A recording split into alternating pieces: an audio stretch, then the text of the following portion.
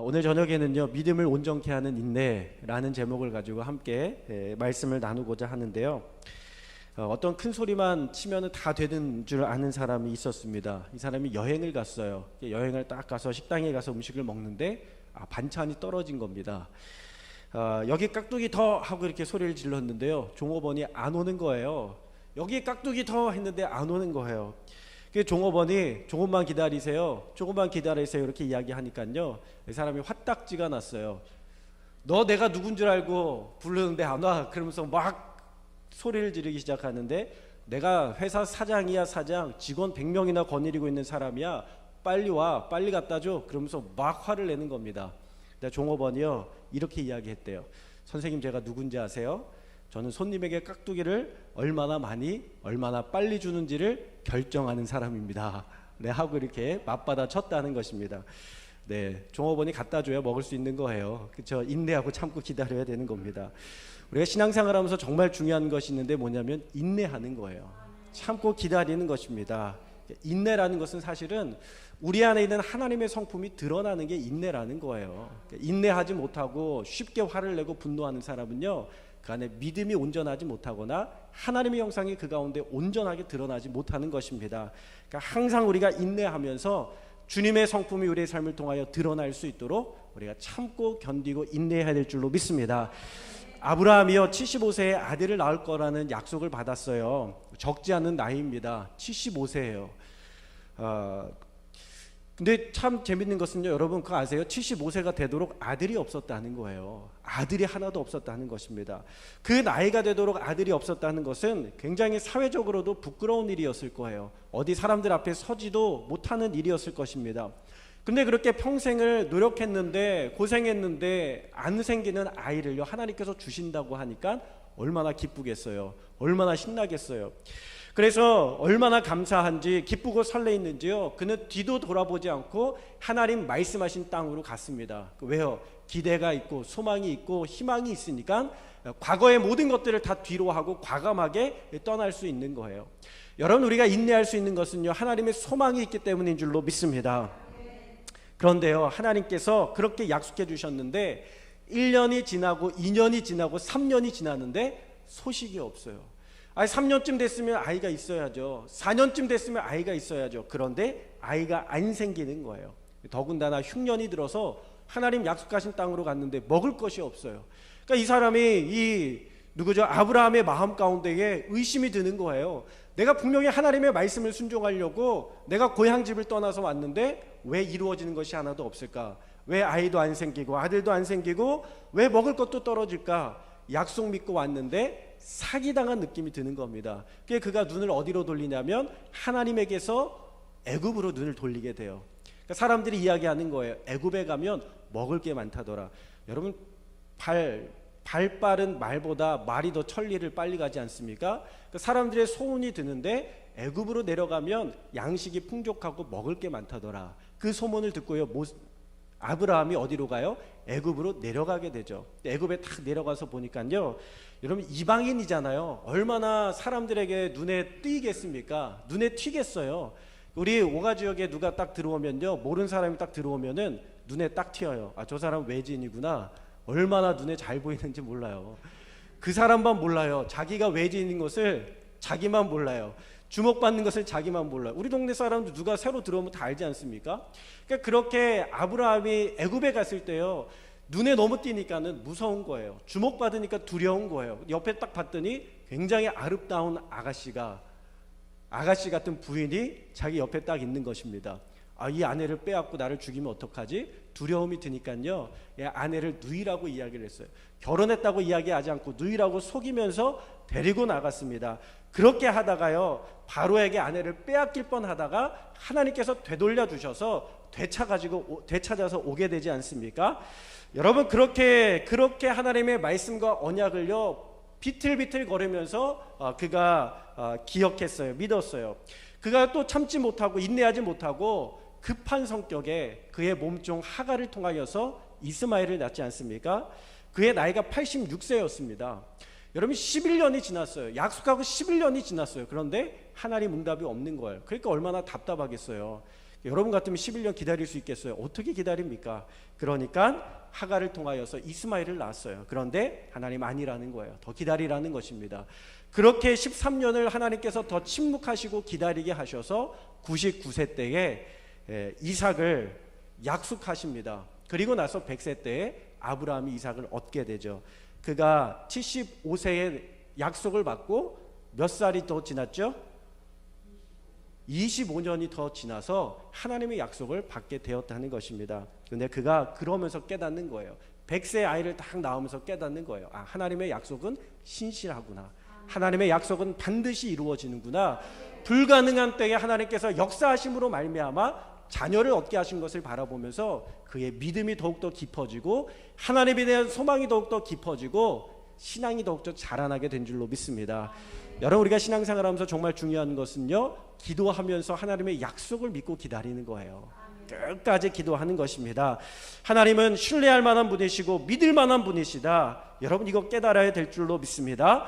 그리고 그 인내하심으로 하나님의 약속을 붙들고 살아가실 수 있는 저와 여러분 다 될 수 있기를 주님의 이름으로 축원합니다. 오늘 우리가 함께 읽은 말씀 야고보서 5장 7절에서 11절 말씀은요, 시작 7절에도요 참으라로 시작을 하는데 11절의 말씀도 뭐라고 끝나는지 아세요? 인내하라 이렇게 끝나요. 참아라, 인내하라. 그러니까 시작도 참아라로 시작하고 끝나는 것도 인내하라로 끝나게 되는데, 여러분이 우리가 7절의 말씀 우리 함께 읽어보도록 하겠습니다. 7절의 말씀을 다 같이 한번 성경을 보시고 함께 읽겠습니다. 그러므로 형제들아, 주께서 강림하시기까지 길이 참으라. 보라, 농부가 땅에서 나는 귀한 열매를 바라고 길이 참아 이른 비와 늦은 비를 기다리나니. 아멘. 여기서 길이 참으라라고 말씀하시는 것은요, 마크로수메오라는 단어를 사용을 합니다. 이 마크로스는요, 긴 시간을 뜻해요. 긴 장소를 뜻해요. 그리고 이 두모스는요, 경로, 분노를 뜻합니다. 그러니까 이 두 단어가 합쳐지면 뭐냐면 분노를 오랫동안 참는 거예요. 원망을 오랫동안 참는 거예요. 화를 오랫동안 참는 거예요. 우리의 욕정과 욕심과 마음을 오랫동안 참는 거예요. 여러분, 언제 우리가 분노하죠? 보통 관계 가운데 분노하잖아요. 사람과 사람 사이에 분노하잖아요. 저 사람 때문에, 이 사람 때문에 분노하는 것입니다. 그런데 그것을 주님께서 참고 견디라는 거예요. 분이 나면 분이 나는 대로 다 해결할 것이 아니라 참고 인내하고 기다리고 견디라는 것입니다. 직장에서 참고 인내하고 기다리고 견디라는 거예요. 동네 이웃과의 관계에서 참고 인내하고 기다리고 견디라는 것입니다. 교회 안의 관계에서도 참고 인내하고 기다리고 견디라는 것입니다. 여러분, 분노를 일으키게 하는 사람이 있잖아요. 툭툭 건드리면서 분노를 막 화나게 하는 사람들이 있지 않습니까? 잘못된 것을 참으라는 것은 아닙니다. 그러나 우리 안에 분노를 참으라는 거예요. 관계로부터의 분노는요, 원망을 가져오게 된다는 것입니다. 어떤 사람이 사슴농장에 놀러 갔어요. 사슴농장에 이렇게 농장에 놀러 갔습니다. 근데 사슴이 막 뛰어놀잖아요. 노루들이 막 뛰어놀지 않습니까? 종을 막 치니까요, 땡땡땡땡 소리를 듣고 사슴들이 막 뛰어왔어요. 막 뛰어왔습니다. 먹이를 딱 먹으려고 하는데 주인이 먹이통을 탁 뺏어서 뒤에 감추는 거예요. 사슴이 황당한 눈빛으로 주인을 이렇게 딱 쳐다보더니 돌아서 가는 겁니다. 그리고 한참이 지나서 다시 주인이 땡땡땡땡 종을 쳐요. 이 사슴들이 먹이 시간이구나 하고 다시 펄짝펄짝 뛰어와서 먹이를 먹으려고 하는 순간 이 주인이 또 먹이통을 뒤로 감추는 거예요. 사슴의 농장에 놀러 가는 사람이요, 궁금하잖아요. 아니, 왜 사슴을 놀려요? 왜 사슴을 괴롭혀요? 왜 먹이를 안 줍니까? 그러니까 농장 주인이 뭐라고 이야기하냐면, 네, 사슴이 약이 올라야 뿔이 많이 납니다. 그렇게 이야기를 했다는 거예요. 약이 올라야 뿔이 잘 자란다는 거예요. 여러분, 약 올리면 뿔 나잖아요. 화딱지 나지 않습니까? 그 약을 올린다는 것입니다. 여러분, 원망과 분노는요, 뿔을 자라게 하는 거예요. 그 뿔 자라면 어떻게 하겠어요? 들이받는 거죠. 이스라엘 백성들은 하나님을 향한 원망과 분노로 뿔이 자랐다는 것입니다. 출애굽한 이스라엘 1세대가요 어디에서 죽었어요? 광야에서 죽었잖아요. 40년 동안 생활하다가 결국에 가나안 땅은 누가 들어가게 되냐면 그의 자녀들 세대가 들어가게 되고, 1세대는 가나안 땅을 보지 못하고 광야에서 죽음을 맞이하게 됩니다. 왜 그랬을까요? 하나님을 향한 원망으로 뿔로 막 들이받으니까 하나님께서 가나안 땅을 허락하지 않으신 거예요. 여러분, 사사시대에 이스라엘에는요 왕이 없었습니다. 근데 주변 나라에 왕이 있는 것을 보니까 너무 부러운 거예요. 너무 멋있어 보이는 거예요. 나라 같은 거예요.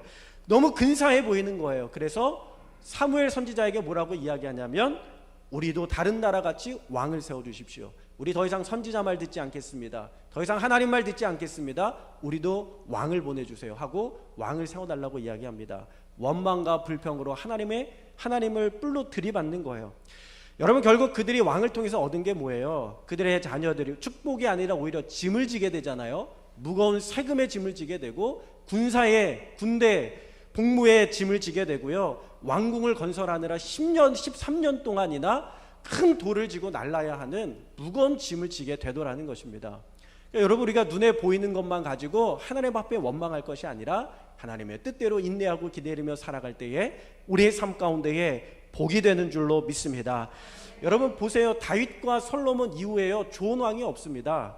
거의 좋은 왕이 없어요. 대부분이 다 악하고 무력과 불법을 행하고 편파적으로 재판하고요, 무거운 세금을 지우면서 그들의 자녀들을 다 노예로 갖다가 팔아버린 왕들이, 그들의 재산을 다 빼앗고 노예로 팔아버리고 무거운 세금을 부과했던 사람들이 대부분 이스라엘 백성들의 왕이었어요. 그들이 하나님에 대한 불평함으로 왕을 세워달라고 했었던 불평의 결과가 결국은 자신들에게 짐을 지우게 하는 그런 무거운 짐이 되었다는 것입니다. 여러분, 우리가 신앙생활을 하면서 여러분 정말 하나님 앞에 인내하며 기다릴 수 있는 믿음의 삶이 다 되어야 될 줄로 믿습니다. 그들이 북이스라엘에서 남유다에서 아수르와 바벨론의 포로로 잡혀가고 나서 그들이 어떻게 되죠? 430년 동안 기다리는 거예요. 메시아를 기다리는 거예요. 여러분, 신약과 구약의 사이에 430년이라는 시간이 있습니다. 암흑의 시간이에요. 하나님의 말씀이 임하지 않는, 선지자도 활동하지 않는 완전히 칠흑같이 역사의 어두운 암흑의 시간이었습니다. 근데 이스라엘 백성들이 그 암흑의 시간 동안 뭐 했겠습니까? 메시아, 하나님께서 메시아를 통하여서 이 땅을 구원해 주시겠다고 말씀하시는 하나님의 약속을요 430년 동안 믿고 기다린 거예요. 믿고 기다린 것입니다. 여러분, 인내함으로 기다렸을 때 하나님께서 예수 그리스도를 보내주셔서 그 땅을 구원하시고 해방케 하시고 온 나라와 열방 가운데에 주의 구원의 역사를 일으키신 줄로 믿습니다. 여러분, 급하게 먹은 밥이 체하는 것처럼 우리가 격분하지 말고 주님의 약속을 끝까지 붙잡고 길게 참고 인내할 수 있는 저와 여러분이 다 될 수 있기를 주님의 이름으로 축원합니다. 두 번째로요, 두 번째 인내는 11절인데 우리 함께 보도록 하겠습니다. 11절입니다.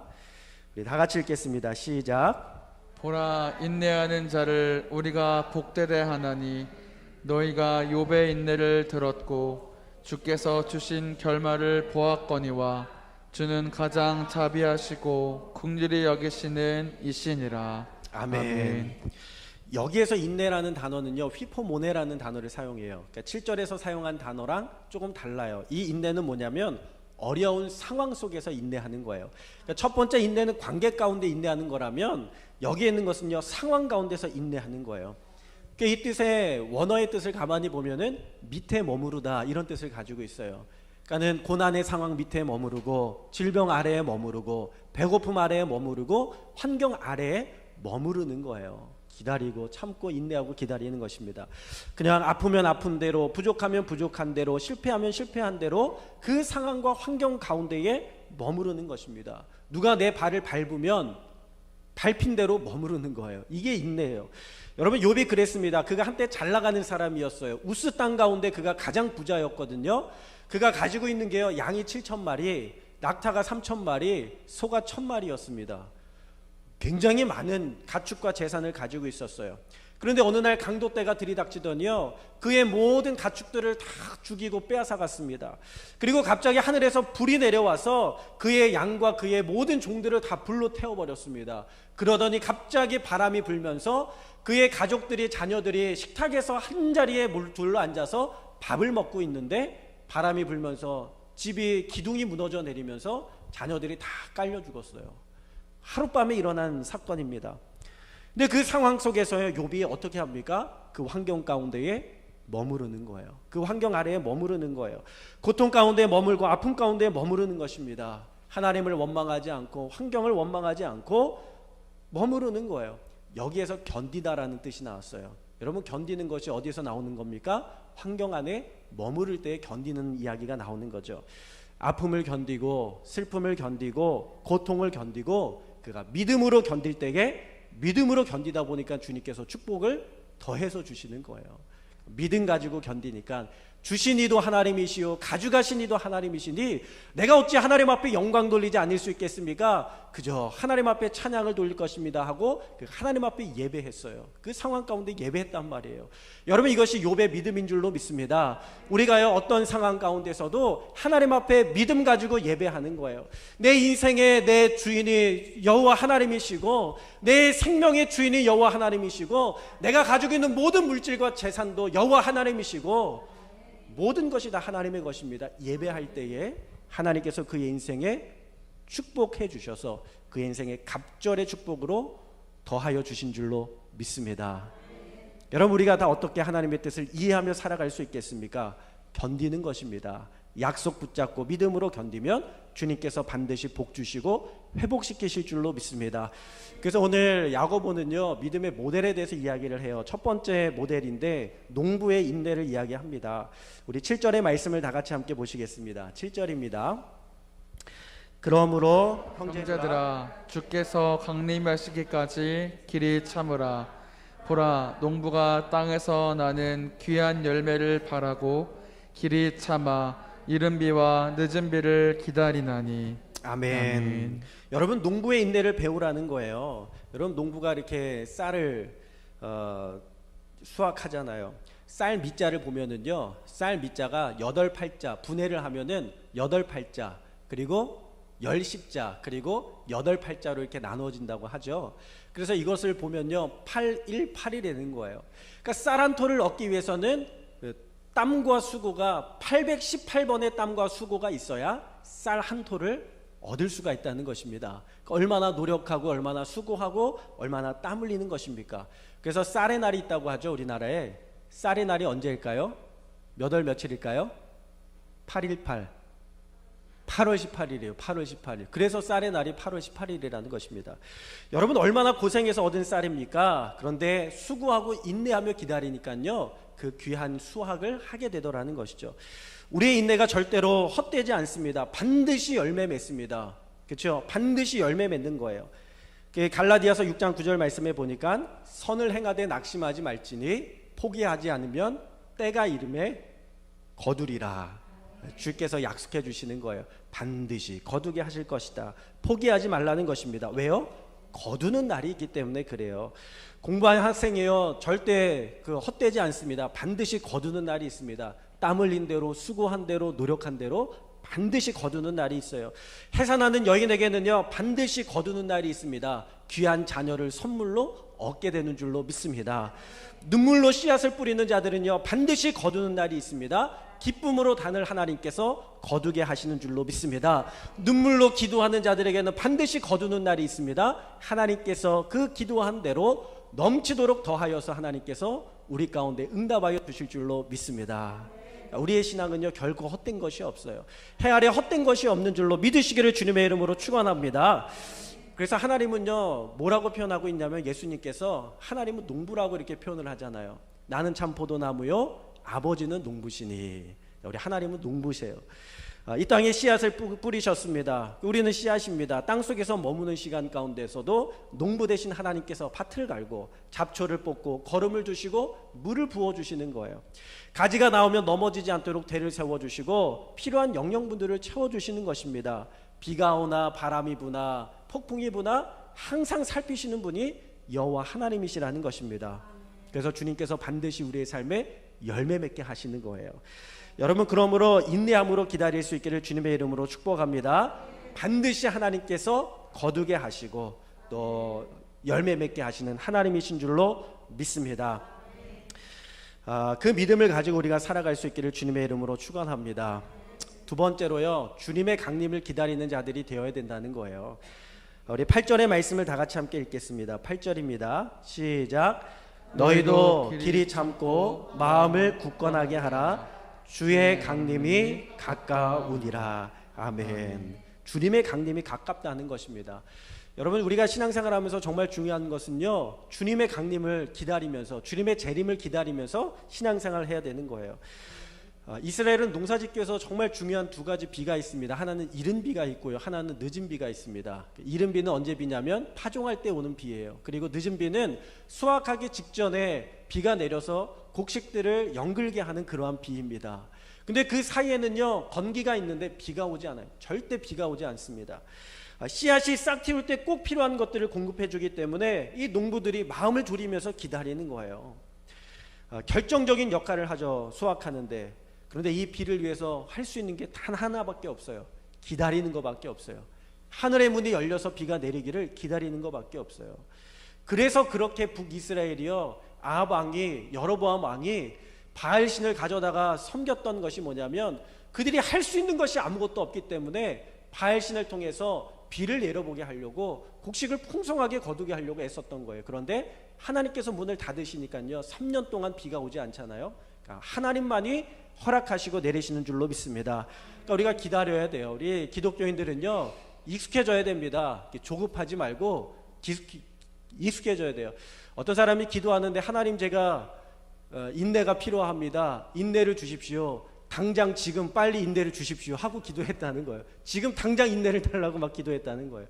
기다려야 되는 것입니다. 아브라함이 25년을 기다렸고, 다윗도 10여 년을 기다렸고요. 정말 많은 사람들이 기다린 것처럼 이스라엘 백성들이 메시아가 올 때까지 400년을 기다렸습니다. 우리도 기다릴 때 하나님께서 하늘 문을 여시고 하나님의 은혜의 비와 소낙비를 허락하여 주실 줄로 믿습니다. 초대교회 성도들은 인사할 때 안녕하세요, 식사하셨어요, 이렇게 인사하지 않고 이렇게 인사했다는 거예요. 주님 오십니다, 주님 곧 오십니다, 주님 곧 오십니다 하면서 인사했다는 것입니다. 그러면서 그들을 하나님의 임재를 기다리고 하나님의 재림을 기다렸던 것이 그들의 신앙이었던 것입니다. 우리도 주님 오실 날을 기다리고 기대하는 믿음 가지고 승리할 수 있기를 주님의 이름으로 축원합니다. 마지막으로는요, 선지자들의 믿음이라는 거예요. 우리 10절의 말씀을 다 같이 함께 보겠습니다. 형제들아, 주의 이름으로 말한 선지자들을 고난과 오래 참음의 본으로 삼으라. 아멘. 여러분, 선지자들을 우리가 본받아야 돼요.